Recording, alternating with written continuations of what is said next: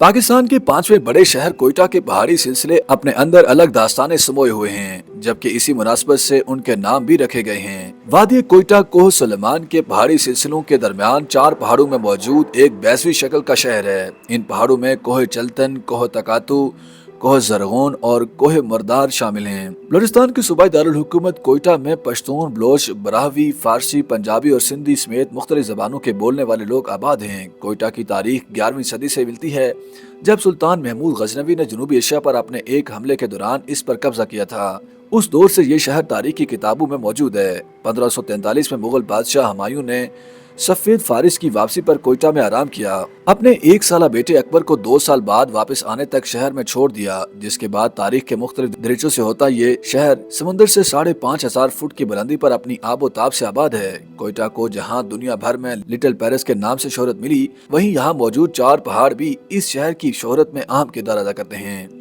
वादी कोयटा कोह सुलेमान के पहाड़ी सिलसिलों के दरमियान 4 पहाड़ों में मौजूद एक बैसवी शक्ल का शहर है। इन पहाड़ों में कोह चलतन, कोह तकातू, कोह जरगोन और कोह मरदार शामिल हैं। इनसे माजी की कई दास्तानें भी जुड़ी हुई हैं।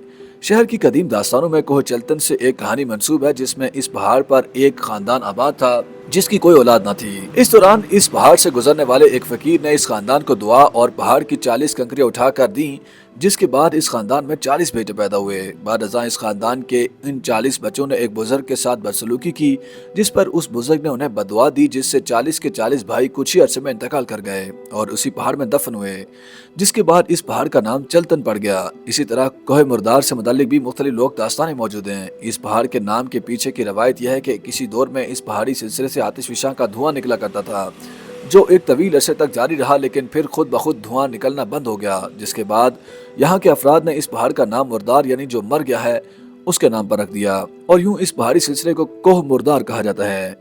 कोह जरगून को कोह जरगून इसलिए कहा जाता है कि ये पहाड़ हमेशा से सरसब्ज और शादाब रहा है, जबकि इस पहाड़ पर मुख्तलिफ इक़साम के फूल भी उगा करते हैं, जिसकी वजह से इसे पश्तो ज़बान के लफ्ज़ जरगून, जिसके मानी सब्ज के हैं, उस पर रखा गया है। कोह तकातू पर जानवरों की चरागाह की वजह से इसे तकातू कहा जाता है। वादी कोयटा के अतराफ में मौजूद ये तमाम पहाड़ संगलाख हैं, जिन पर बड़े बड़े दरख्तों का परवान चढ़ना मुमकिन नहीं, जबकि पहाड़ों पर कई जड़ी बूटियां उगती हैं जो माजी में अद्वियात में इस्तेमाल की जाती थीं।